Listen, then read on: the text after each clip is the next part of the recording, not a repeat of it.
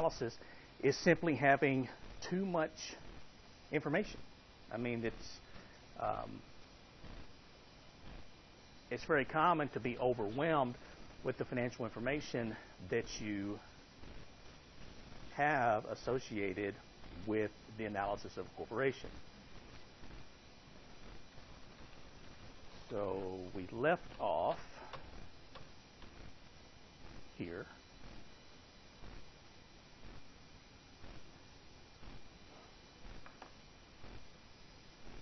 And we were talking about the purpose of ratio analysis.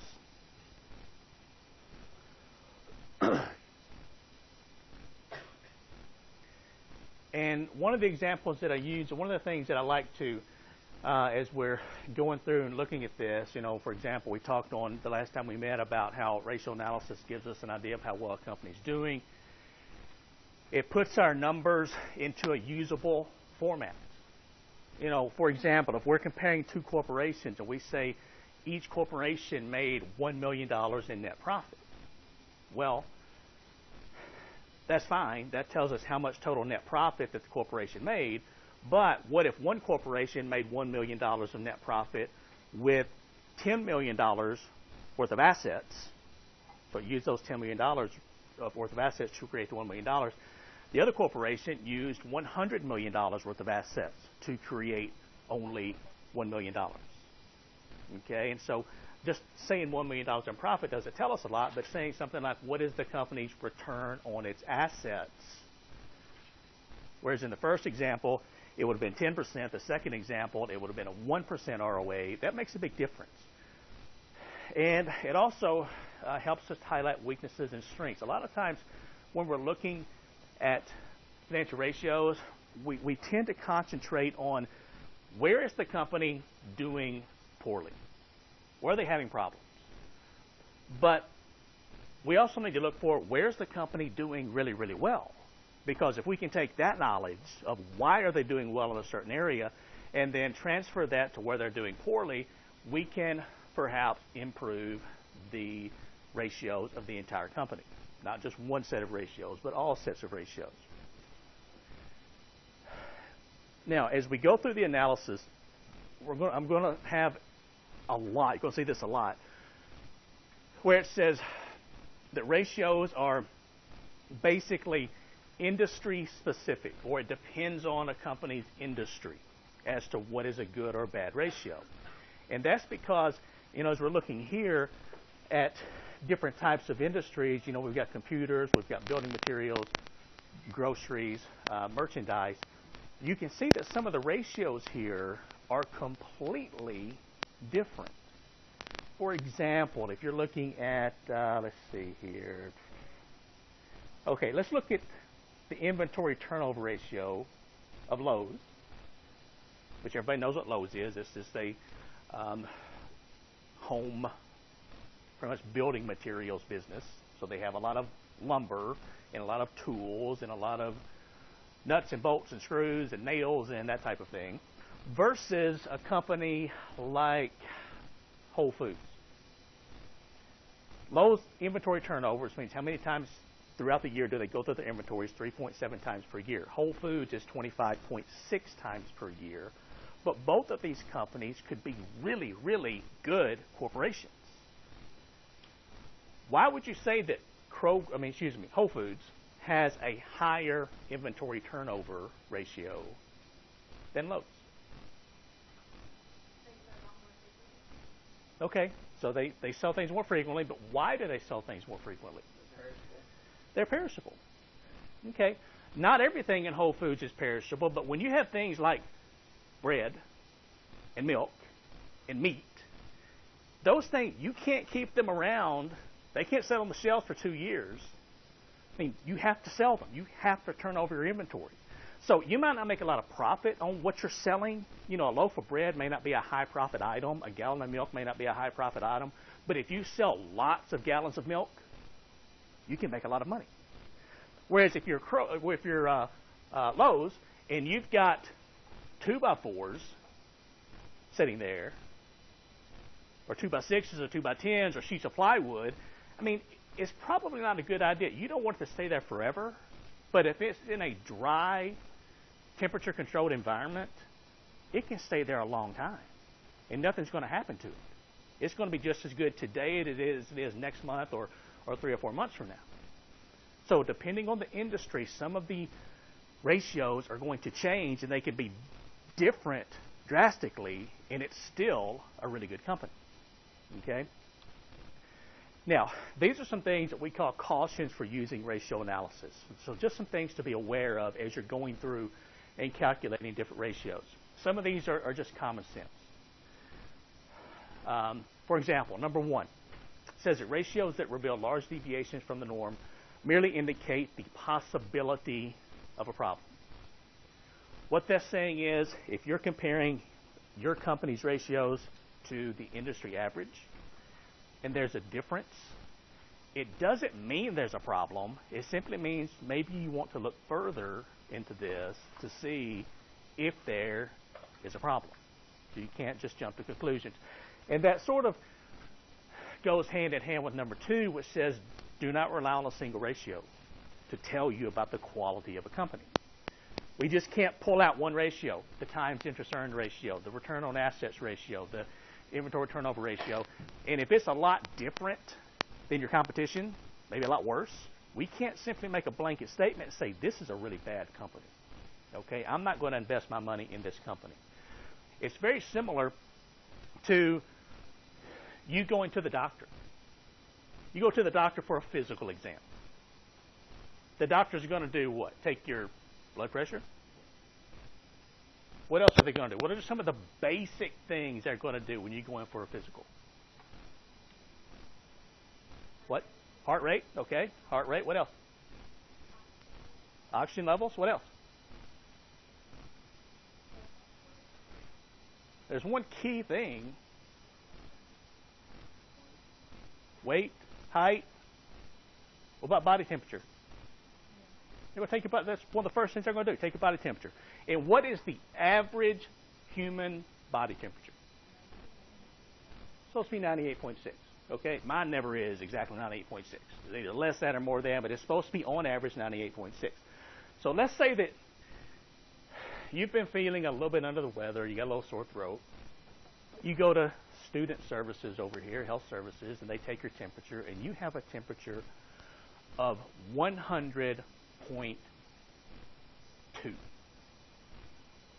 which is above the average of 98.6. Does the nurse look you in the eye and say, I'm really sorry, your temperature is above average, I'm not sure if you're going to make it through the night? Okay? No, they're not going to make a blanket statement based on one measurement. I mean, yeah, you've got a slightly elevated temperature, so they may look further and see what's causing it, what's the problem. But that's just like number 2. You can't rely on a single health measure, you can't rely on a single ratio to determine the financial health of a corporation. Number 3, financial statements should be dated at the same point in time. So if you're making comparisons, and again, this is just common sense, but I have students every semester bring me financial statements for corporations that they're trying to analyze, and there will be a balance sheet from December 31st, 2014, and the income statement is from June 30th, 2013. And I'm like, well, where'd you get them? Well, I just managed to find them online. I'm like, okay, it's really good. You've got a balance sheet and an income statement. That's a good starting point, but they're dated at different points in time. They are no good to you like this. They have to be dated at the same point in time. Just like if you're comparing 2 companies, you want the same financial statements from the same date. Again, common sense, but a lot of times in our haste to just get our information pulled off the internet, we tend to overlook that. Number 4, it is preferable to use audited financial statements. Somebody remind me, what is an audit and what does it tell you?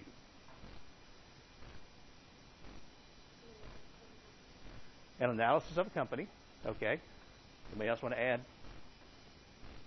anything to that? Why are audits important? Why would it be preferable to use audited financial statements? Because what? to make sure they're accurate. Okay, so an audit is simply where a supposedly independent third party goes in and takes a look at your company's financial statements, and they're verifying the accuracy of the financial statement. Does that sound good? Okay.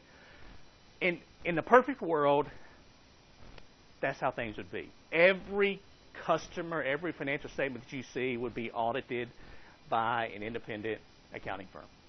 The problem is, in the real world, it doesn't always work out that way.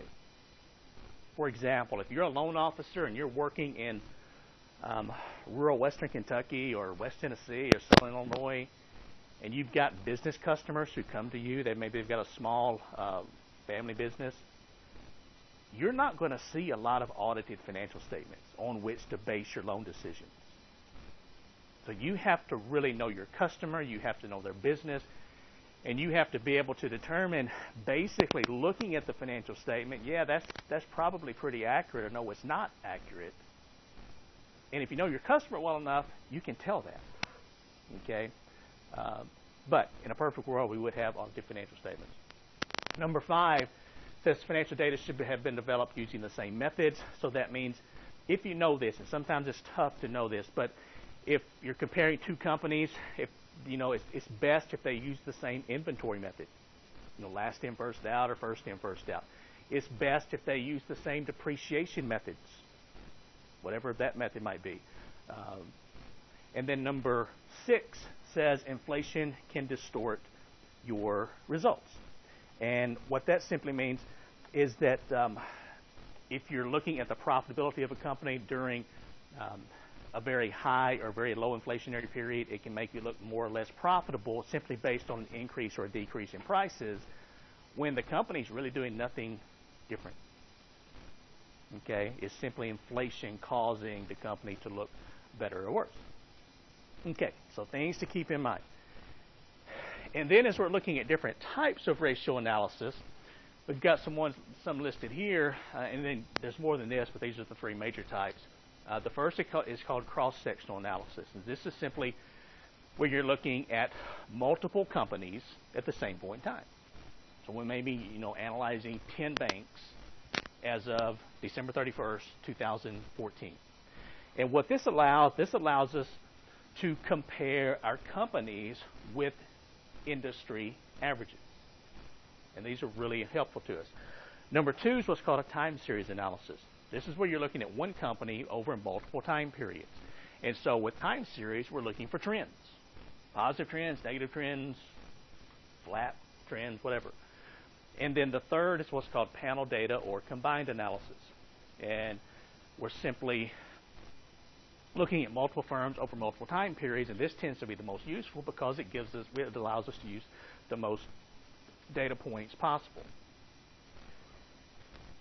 And then finally, these are the different categories that we're going to look at for your company in our textbook. We're going to start out with liquidity ratios. You need to know the different types of ratios here, okay, for test purposes. So liquidity ratios. It says it demonstrates the firm's ability to meet short-term obligations as they come due. So essentially what this is saying is, can the company pay its bills? When the electric bill comes in, when the employees have to be paid, when an interest payment is due, can the company make these payments? The second type, activity ratios. They measure how effective the firm manages its assets. And this kind of goes back to the agency problem of our managers taking advantage of the company, spending a lot of money on perks that really don't benefit the stockholder. Number 3, debt management. Indicates the degree to which the firm uses other people's money or borrowed money to generate profits. The next, profitability ratios, says these measure the returns of the firm relative to various financial variables. And then the last one is going to be market value ratios. And this gives management an indication of what investors think of the company. And so all of these have a place. It's just some are more common than others. But they're all pretty important for us to know. Okay, now we're going to As I said, we're going to use table 3.1 and 3.2, so this is found on page 60 and page 63 of your textbook. So if you happen to have your book, please turn it to page 60 and 63. And the way this is going to work is I'm going to have the ratios listed under each category. For example, you see here liquidity ratios. There's only two, the current ratio and the quick ratio. And then on the following slide, I'm going to have the formula for the first one, which is the current ratio. Now, I put this handout together, I don't know now, it's been a few years back. And the reason I did this is because what you'll see the formula here. Current ratio equals current assets divided by current liabilities. What happened before I did this and put this together is students would be writing, and so I'm talking about the ratios, and you're busy writing it down. And so I thought it would be easier if you could just print it out. You've got the ratio listed here, and then you'll notice I've got some room under here for you to write in the numbers as we work our way through the different ratios. Okay, so that's what hopefully will happen. And again, on each slide, typically, I will have one or two, maybe three comments about each ratio. And so these are pretty important comments down here, okay? Because calculating the numbers is one thing. But once we go through this once, you're going to be an expert on plugging the numbers in. You don't have to memorize the ratios. These are going to be given to you on the test. So you just have to plug the numbers in. But what's more important is, what do the ratios tell us? What's happening with a company based on its ratios? And so that's the important part. And that's the part that takes a little practice. Okay, so for our corporation, and I've actually got it here, so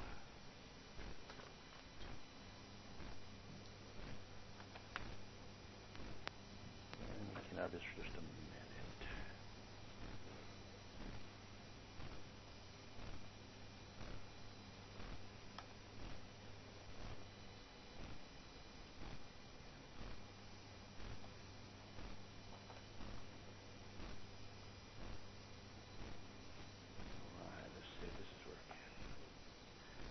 Come on, man.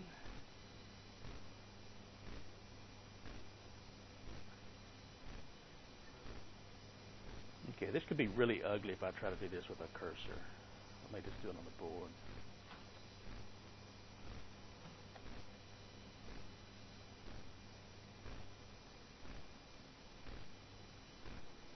All right.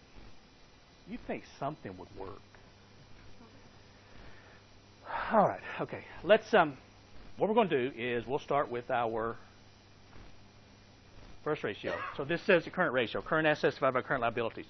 What I'm going to need is I'm going to need your assistance in terms of telling me what the numbers are.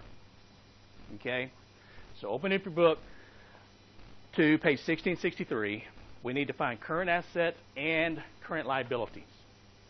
So for our company, the current, let me spread this out so I can see mine. The current assets for our company are how much? And we're going to do this for 2012. Okay, so 2012 numbers.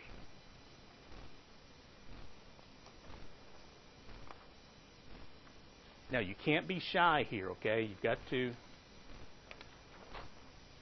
speak up.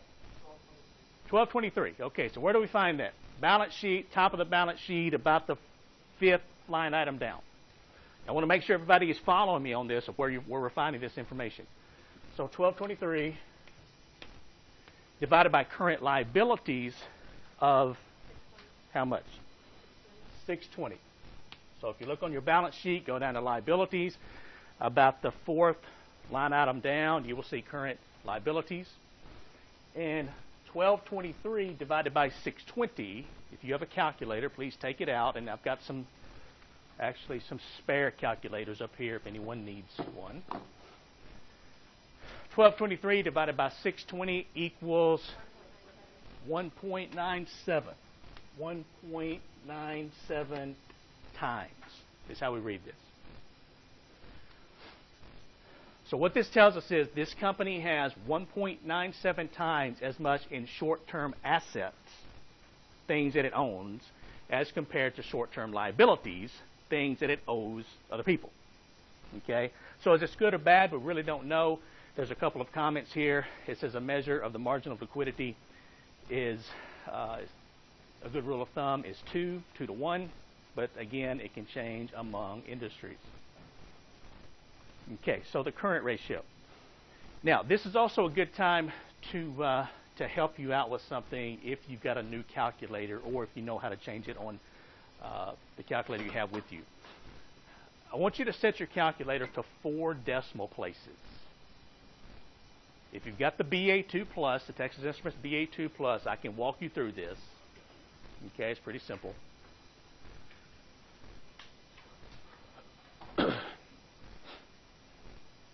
So if you have this calculator, what you're going to do first is, once you've got it cleared out and you're showing zeros, then I want you to find the second key. The second key is going to be the second row of keys from the top, the very left-hand key. It'll be gray or yellow or it's white. It's just different colors on different machines. Press the second key and then press the decimal point. It's right below the number 2 key. So second, the decimal point. It should say format above the decimal point. What you should be seeing, it should say DEC equals 2.00, probably. Okay? So set 2 decimal places. We won't change it to 4, so press the number 4. And then press the Enter key, which is the top row of keys, far left-hand key. I think. Is that right? No. Top row of keys, second from the left. Enter key. So 4, Enter. Now, once you press your clear button, it should say 0 point and then 4 zeros. So you may need me to go through that again. I'll be happy to. Second, decimal point, 4, Enter, and then press your clear button 2 or 3 times, and you're done. And the reason we're doing this is because if you set it to 2 decimal places, it's going to round up and down. I'd rather change it to 4 so the rounding is minimalized, and we will just round to 2 decimal places like we did here. Okay, so everybody good with that? Okay, the next ratio is the quick ratio. Another name for it is the acid test ratio. And this is equal to current assets minus inventory. So we know current assets. We said that was 1223. What is this company's inventory? Where do we find inventories? Under assets. So on the balance sheet, under assets, is the 4th line item down, inventories of 289, divided by current liabilities. We already said that is 620. So if we take 1223 minus 289 and then divide it by 620, that equals how much? 1.51 times.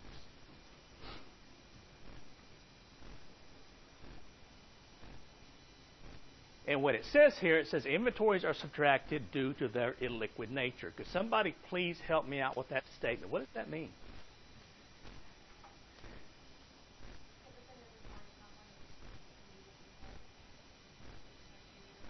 Okay, so if it's inventory, maybe it can't be immediately sold. Let's take a step back. Somebody just tell me, what is inventory? It's what you, okay, so what you produce and sell, that's exactly right. So if I'm a, let's say I've got a company, I make chairs. I make these attractive blue chairs. Then my inventory could be, I could have a warehouse full of chairs ready to go to the sellers. I could have inventory on, if I'm have these back room in the storeroom, ready to sell, or showing up in my office supply store, ready to sell. So I can have completed chairs. But what else makes up inventory? Yeah, I might have 10,000 backs, just these little blue backs. I might have 50,000 little feet that go on here. I might have the little metal pieces. I might have the seats, but they're not put together. Now, how marketable do you think blue chair backs by themselves are if I have to raise money quickly? Not very marketable. So instead of getting, I don't know what, let's say this costs $20. Instead of getting $20 for this back, I'll be lucky if I get pennies on the dollar if I have to sell them in a hurry. So they're not very liquid. And so that's what we're saying here. Is we're saying that the current ratio, it includes inventory, but that inventory may give us a false sense of being liquid if we subtract out inventories, because if we've got to raise money in a hurry, that's called financial distress. And if people smell financial distress, they're not going to pay you what an asset's worth. It's as simple as that. And so we're subtracting out inventory, which may give us a little more accurate picture of the liquidity of a company. I'll give you another example of financial distress. Some of you might have seen this or done this yourself. Let's say, for example, you're looking for a certain car, a certain year model, a certain color, and you're driving by a local bank, and there is the car you've been searching for, parked on the bank parking lot with a for sale sign in the window. Man, it is your lucky day. So you whip in the bank parking lot, you go out, you go inside, you go up to the first person you see and go, hey, who owns that car out there that's for sale? I want to talk to them. Now, you've researched this car. You've looked at the NADA value, the Kelley Blue Book value, the Edmunds.com value, and you know this car is worth $9,000 approximately in the shape it's in. And the person you talk to at the bank, they say, well, no, that's not an employee's car. That's a repossession. We repossessed that car, and now we're trying to sell it so that we can get some of our money back that we loaned against the car. Automatically, in your mind, that car goes from a $9,000 car because of financial distress. I'll give you $5,000 for it, maybe $6,000 at the most. It becomes less valuable because of financial distress. Am I right? I mean, some of you might have tried to buy something from a bank or a credit union. I mean, people aren't going to pay you what it's worth. That's just how it is. Now, if it was an employee selling the car, it changes. It's a normal transaction. They don't have to sell it in a hurry. As a matter of fact, one of the worst things you can say if you're trying to sell something at what you think is a good price, a full price, a full value for the asset, is the worst thing you can say is, I need to sell this in a hurry. If you say that, it is like dropping blood into shark-filled waters. Automatically, people are going to say, well, you got to sell in a hurry. Well, how much of a hurry? If I bring you cash today, will you take X dollars for it, which is going to be a lot less than you really want to sell whatever you're selling for? Okay? And believe me, I've bought and sold lots of stuff. And if somebody, I just try to get the best deal possible. If somebody tells me, hey, I need to sell this and I need the money fast, I don't try to take advantage of anybody, but I will negotiate the best deal possible. Nothing wrong with that. Okay? Okay, so, quick ratio. All right. And then this will go through, talks about the liquidity and how companies can raise money if they need to in a hurry, that type of thing. And then this is a personal finance example. Goes through and talks about how they can, from a personal standpoint, if you need money in a hurry, typically we have two options from a personal standpoint. One is you can borrow the money, normally via a credit card. The other is you can have cash set aside. Now, there's a trade-off between being liquid, personally liquid. That means if you have an emergency that comes up and you need to raise cash in a hurry, you can raise that cash in a hurry, and being too liquid. Older people especially tend to keep larger amounts of cash at home.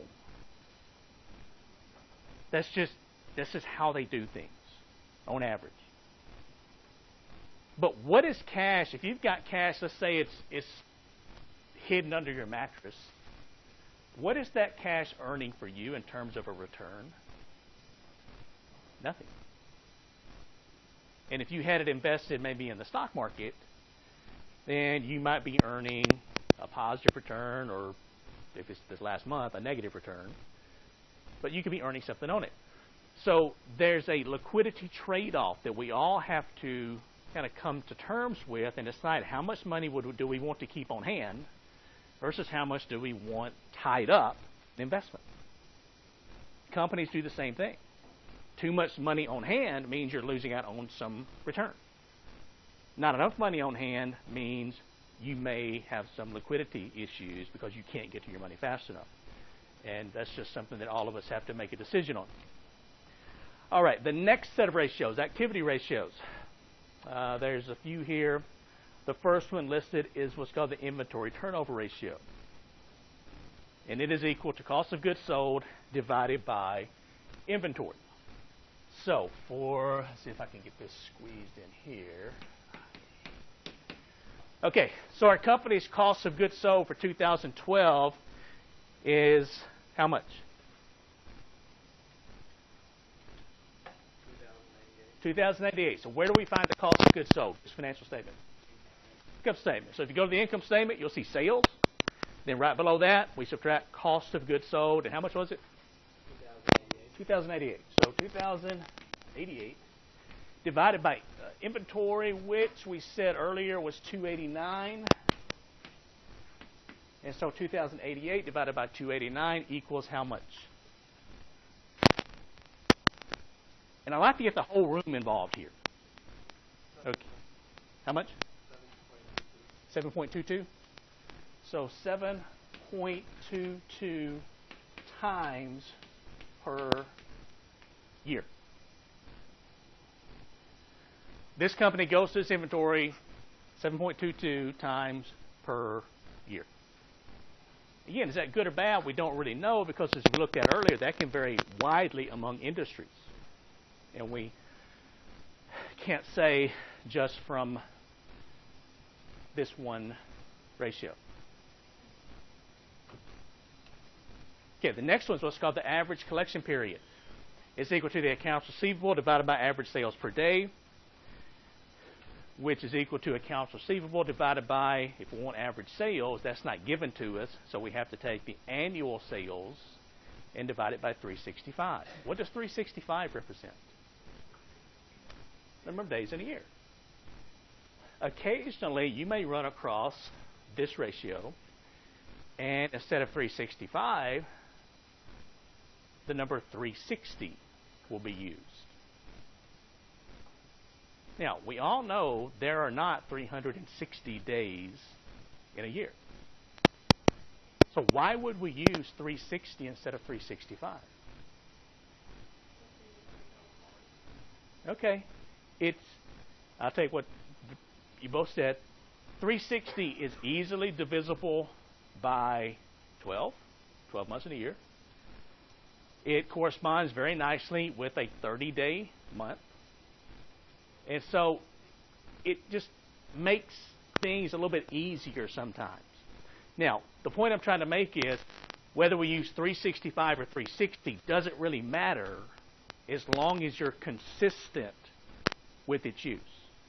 If you're looking at two companies, if you use 360 as the number of days in a year for both companies, that's fine. It's not a problem. But you can't use 365 for one, 360 for the other. Now, based on that, let's first of all calculate the average sales per day.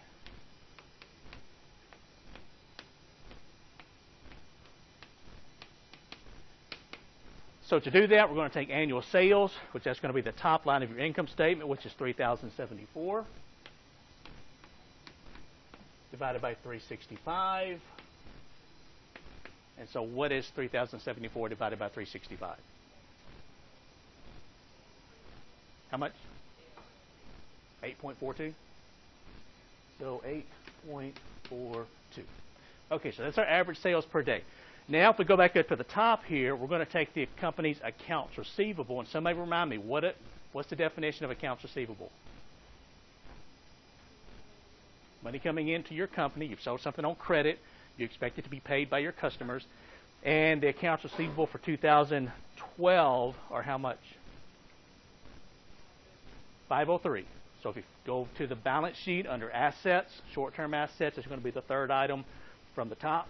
So if we take 503 divided by the average sales per day, which we calculated to be 8.42, this equals how much?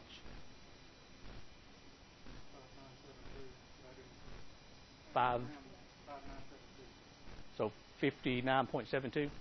Okay.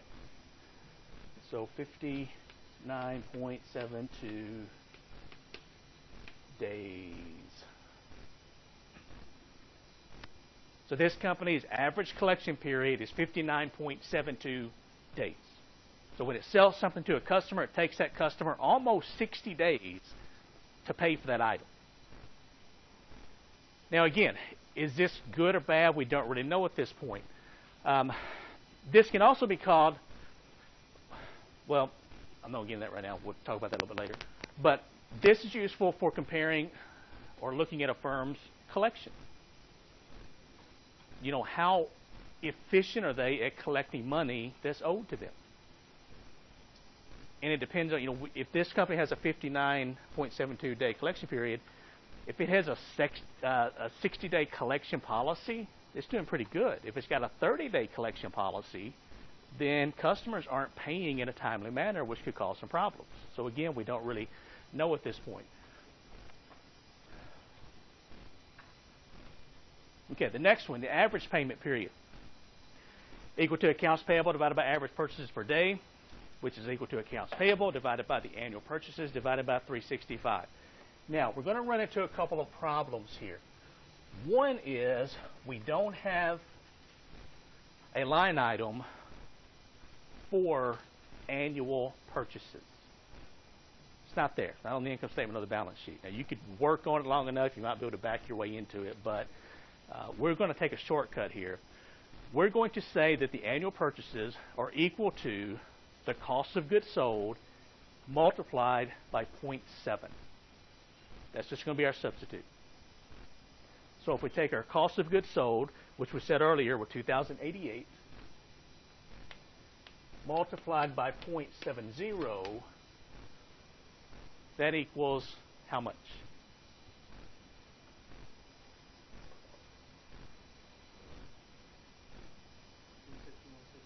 $1,461.60. Okay, so I'm just going to, I'll say 1462. Okay. So 1462 is going to be our estimate for annual purchases. Now we have to calculate the average purchases per day. So to do that, we have to take the number we just calculated divided by 365. So if we take this number divided by 365, 1462 divided by 365 equals how much?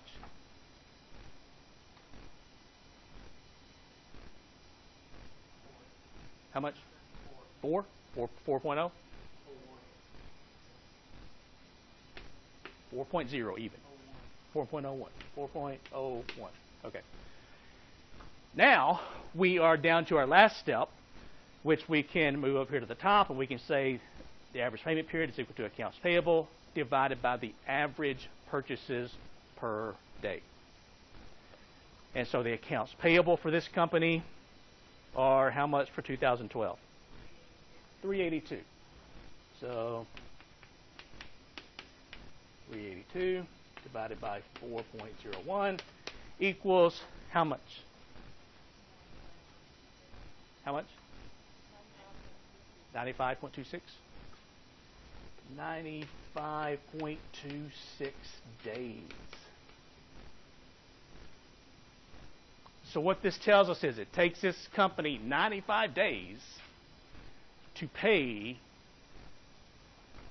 for items that it has purchased from other companies over 3 months. So again, good or bad, we don't really know at this point, but that does seem like a significant period of time. Okay, let's do a couple more here. One is a fixed asset turnover ratio. Pretty straightforward. Sales divided by net fixed assets.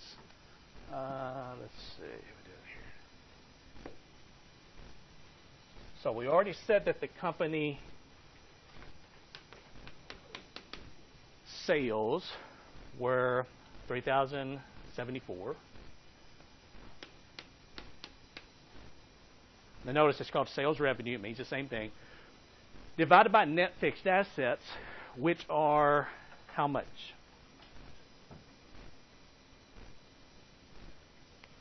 For 2012, 2374. Where do we find net fixed assets? Balance sheet. Under, of course, the assets section, you will see we will have our fixed assets, then we will subtract out what's called accumulated depreciation, and then we will have what's called net fixed assets. And so 3,074 divided by 2374 equals how much? 1.29? 1.29 times. Now, what this says, it says it measures the efficiency with which a firm has been using its fixed or earning assets to generate sales, and typically, the higher the number, the better.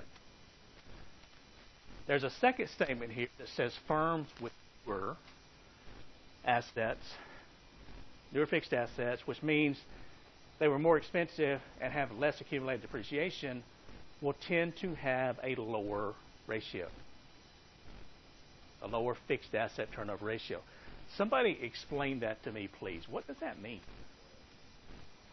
Firms with newer assets will have a lower fixed asset turnover ratio.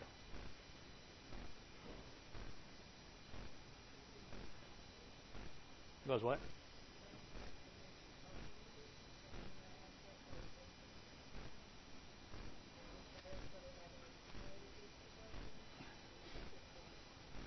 Okay, you're on the right track. Exactly.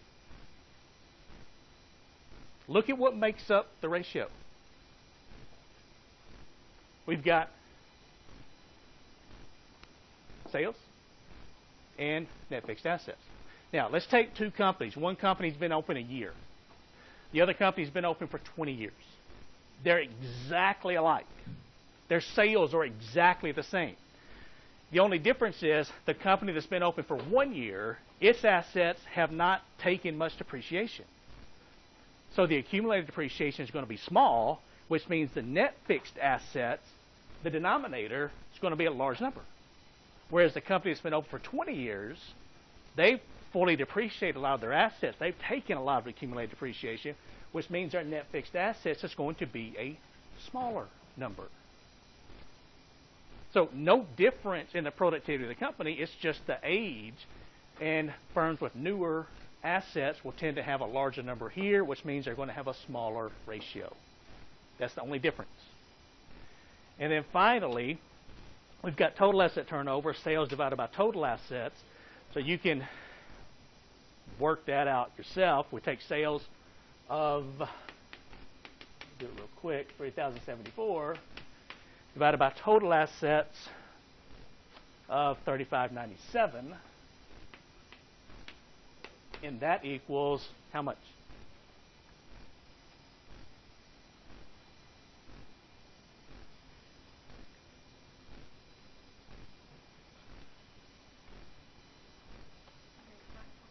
How much? 0.8. 0.8546. Okay. So we'll say 0.85 times.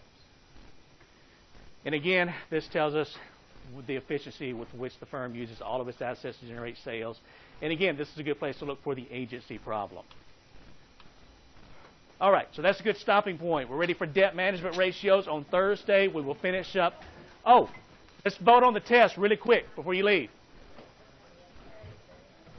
Next Tuesday or next Thursday? How many people vote to have the first test next Thursday? I decided to start with that because I knew it was going to be anyway, okay? So, not this coming Thursday, but next Thursday, first test. We'll talk more about that on Thursday in class.